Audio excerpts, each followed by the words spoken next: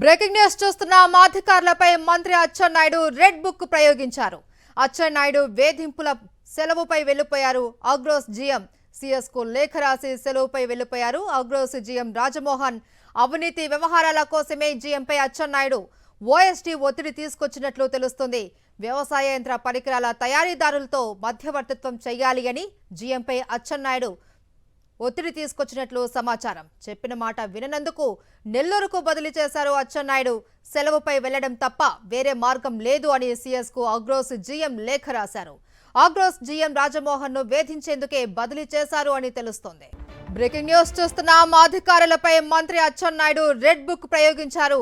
అచ్చెన్నాయుడు వేధింపులకు సెలవుపై వెళ్లిపోయారు. Agros GM CS కు లేఖ రాసి మరీ సెలవుపై వెళ్లిపోయారు. ఆగ్రోస్ జీఎం రాజమోహన్ అవినీతి వ్యవహారాల కోసమే జీఎంపై అచ్చెన్నాయుడు ఓఎస్టీ ఒత్తిడి తీసుకొచ్చినట్లు తెలుస్తోంది. వ్యవసాయ యంత్ర పరికరాల తయారీదారులతో మధ్యవర్తిత్వం చేయాలి అని జీఎంపై అచ్చెన్నాయుడు పేషి ఒత్తిడి తీసుకొచ్చినట్లు సమాచారం. చెప్పిన మాట విననందుకు నెల్లూరుకు బదిలీ చేశారు అచ్చెన్నాయుడు. సెలవుపై వెళ్లడం తప్ప వేరే మార్గం లేదు అని సీఎస్ కు ఆగ్రోస్ జీఎం లేఖ రాశారు. ఆగ్రోస్ జీఎం రాజమోహన్ ను వేధించేందుకే బదిలీ చేశారు అని తెలుస్తోంది. ఆగ్రోస్ జీఎం లేఖకు సంబంధించి మరిన్ని డీటెయిల్స్ మా ప్రతినిధి సతీష్ అందిస్తారు. సతీష్, మహేశ్వరి, ఆంధ్రప్రదేశ్ రాష్ట్రంలో చంద్రబాబు ప్రభుత్వం ఉన్నటువంటి మంత్రులు ఏ స్థాయిలో అధికారులు వేధిస్తూ ఉన్నారో, మంత్రుల వేధింపుల దెబ్బకు అధికారులు లాంగ్ లీవ్లో వెళ్ళిపోతున్నటువంటి ఉదంతాలు ఇప్పటికే చాలా చోట్ల జరిగి తాజాగా మరొక అంశం వెలుగులోకి వచ్చింది. ఇది సాక్షాత్తు ఆంధ్రప్రదేశ్ రాష్ట్ర వ్యవసాయ శాఖ మంత్రి అచ్చెన్నాయుడు ఆయన పేషీలో ఉన్నటువంటి ఓఎస్డీల వేధింపుల దెబ్బకు AP Agros general manager MC Rajamohan సెలవుపై వెళ్ళిపోయినటువంటి పరిస్థితి నా చేతిలో ఉన్నది. ప్రస్తుతం ఆంధ్రప్రదేశ్ రాష్ట్ర ప్రభుత్వ ప్రధాన కార్యదర్శి చీఫ్ సెక్రటరీ అయినటువంటి విజయానంద్కు రాసినటువంటి వీసీ అండ్ ఎండీకి రాసినటువంటి లేఖ ఇది. ఈ లేఖలో చాలా స్పష్టంగా జీఎం ఎంసీ రాజమోహన్ చాలా స్పష్టంగా చెప్పారు. ఇందులో ఎక్కడైతే తాను ప్రస్తుతం ఉన్నటువంటి ఆగ్రోస్ ఎండీగా ఉన్నటువంటి జీఎంగా ఉన్నటువంటి తనను మంత్రి ఓఎస్టీ కొన్ని అవినీతి వ్యవహారాలకు సహకరించమని కోరారో దానికి నేను వ్యతిరేకించినందుకు వేధిస్తున్నారన్నటువంటి అంశాలన్నింటినీ కూడా ఆ లేఖలో చాలా స్పష్టంగా పేర్కొన్నారు. నెల్లూరుకు బదిలీ చేసి చెప్పిన మాట విననందుకు. ఇందులో వాస్తవానికి ఒక వివాదం జరిగింది. ఒక అవుట్సోర్సింగ్ ఉద్యోగిని నిబంధనల ప్రకారం అతను తప్పులు చేసినందువలన తాను షోకాజ్ నోటీస్ ఇస్తే దాన్ని ఆ కారణంగా చూపించి తనపైన వేధింపులు దిగడం మొదలుపెట్టారు. అది ఏ స్థాయికి వెళ్ళాయంటే సాక్షాత్తు అగ్రికల్చర్ మినిస్టర్ ఓఎస్డీ నన్ను పిలిచి కొన్ని యంత్ర పరికరాలు ఏవైతే తయారు చేసేటువంటి మ్యానుఫ్యాక్చరర్స్ ఉంటారో వాళ్ళకి పేషీకి మధ్యవర్తిత్వంగా వ్యవహరించాలని, అంటే ఇక్కడే చాలా స్పష్టంగా యంత్ర పరికరాల ద్వారా సంబంధించినటువంటి కంపెనీల నుండి డబ్బులు వసూలు చేసేటువంటి బాధ్యత కోసం, లైజరింగ్ కోసం ఈయన పైన ఒత్తిడి తీసుకొచ్చిన విషయం అయితే ఇక్కడ చాలా స్పష్టంగా మనం అర్థం చేసుకోవచ్చు. ఇందులో చాలా స్పష్టంగా ఆ లేఖలో ఏదైతే to the vice chairman VC and MD AP SAIDC limited గుంటూరుకు రాసినటువంటి లేఖ ఇది. ఆయన వీసీకి రాసినటువంటి లేఖ, అదేవిధంగా చీఫ్ సెక్రటరీ కూడా లేఖ రాశారు. ఆ లేఖ రాసి సిఎస్కి చాలా తాను లాంగ్ లీవ్లో వెళ్ళడానికి పర్మిషన్ ఇవ్వమని కూడా కోరిన పరిస్థితి. ఇందులో చాలా క్లియర్గా I was called by the officer on special duty అంటే OSD of the honourable minister for agriculture and allied sector పేషీ and was directed to act as an intermediary between the payee and certain manufacturers in connection with the certain omissions and commissions. So చాలా క్లియర్గా ఏవైతే ఆ manufacturers ఉంటారో ఆ మ్యానుఫ్యాక్చరర్స్కి పేషీకి మధ్యవర్తిగా వ్యవహరించాలని చెప్పి ఒత్తిడి తీసుకొచ్చారన్న అంశాన్ని చాలా స్పష్టంగా ఈ లేఖలో ప్రస్తావించారు జీఎం. అదేవిధంగా ఈ పేషీ చెప్పిన మాట వినందుకు, మంత్రి చెప్పిన విధంగా వినందుకు మంత్రి ఆగ్రోస్ జీఎంగా ఉన్నటువంటి రాజమోహన్ను నెల్లూరు జిల్లాకు బదిలీ చేశారు. అంతేకాకుండా ఆయన స్థానంలో ఏవైతే తీసుకొచ్చినటువంటి జూనియర్ అధికారిని, యాక్చువల్గా ఇందులో ఆ అంశాన్ని కూడా ఈ లేఖలో మెన్షన్ చేశారు.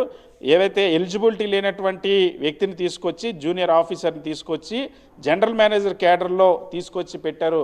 సో ఇదంతా వేధింపుల్లో భాగంగానే చేస్తారు. ఇటువంటి పరిస్థితుల్లో నేను ఇక్కడ సెలవులో వెళ్ళిపోవడం తప్ప ఇంకొక మార్గం లేదు, నేను ఇక్కడ పని చేయలేని అంశాన్ని చాలా స్పష్టంగా ఆ లేఖలో ఆగ్రోస్ జీఎం రాజమోహన్ రాశారు. సో ఇప్పటికే ఈ పేషీకి సంబంధించి మంత్రి అచ్చెన్నాయుడు పేషీ ఉద్యోగుల బదిలీల్లో కానీ అదేవిధంగా అధికారుల బదిలీల్లో కానీ పెద్ద ఎత్తున అవినీతికి పాల్పడినటువంటి ఆరోపణలు అనేక సందర్భాల్లో వచ్చాయి.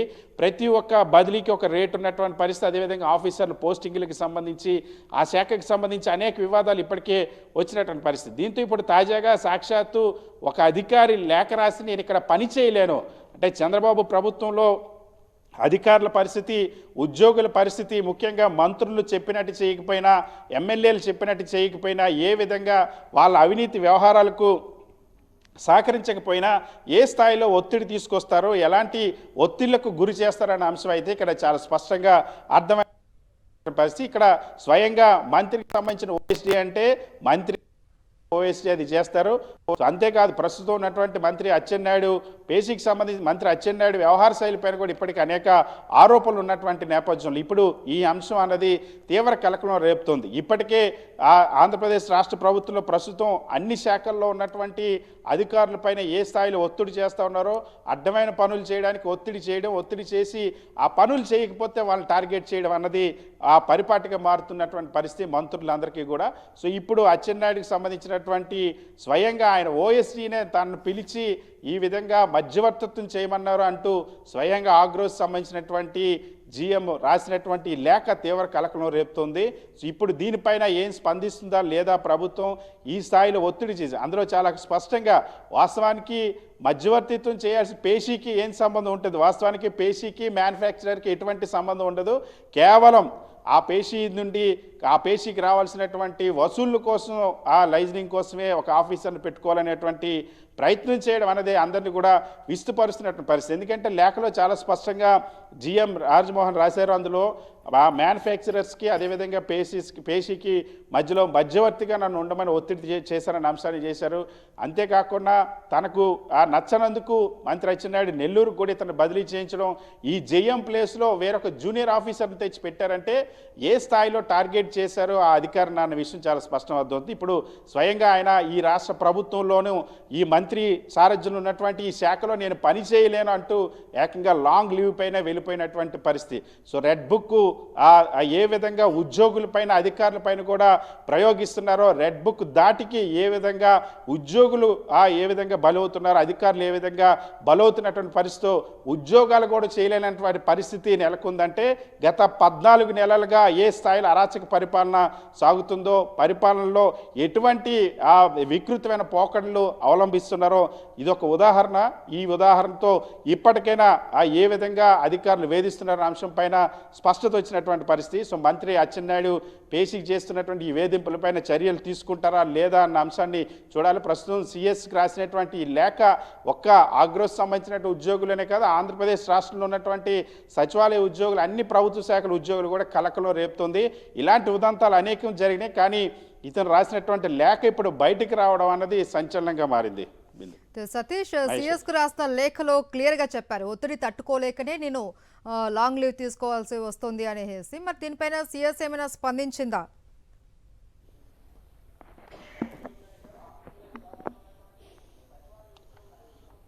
ఇప్పటి వరకు అటు ప్రభుత్వం నుండి కానీ, ప్రభుత్వ ప్రధాన కార్యదర్శి చీఫ్ సెక్రటరీ దగ్గర నుండి కానీ దీనికి సంబంధించి ఎటువంటి చర్యలు తీసుకోలేదు. ఎందుకంటే ప్రస్తుతం మనం చూస్తున్న లేఖ ఈ నెల 11వ తేదీన 11/8 డేట్తో ఉంది.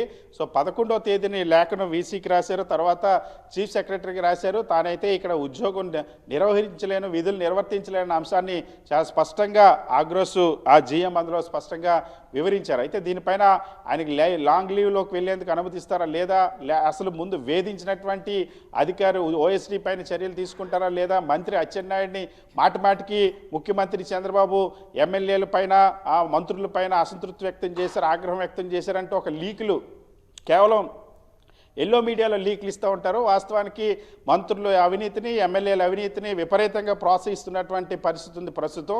ఈ స్థాయిలో అవినీతి జరుగుతున్నా సరే ఎవరిపైన కూడా చర్యలు తీసుకోలేదు. మరి ఇప్పటికైనా ముఖ్యమంత్రి చంద్రబాబు దీనిపైన స్పందిస్తారా లేదా చూడాలి. చీఫ్ సెక్రటరీ ఈ లాంగ్ లీవ్ అప్లికేషన్ పైన ఎలాంటి నిర్ణయం తీసుకుంటారా అనేది ఇంకా వేచి చూడాలి.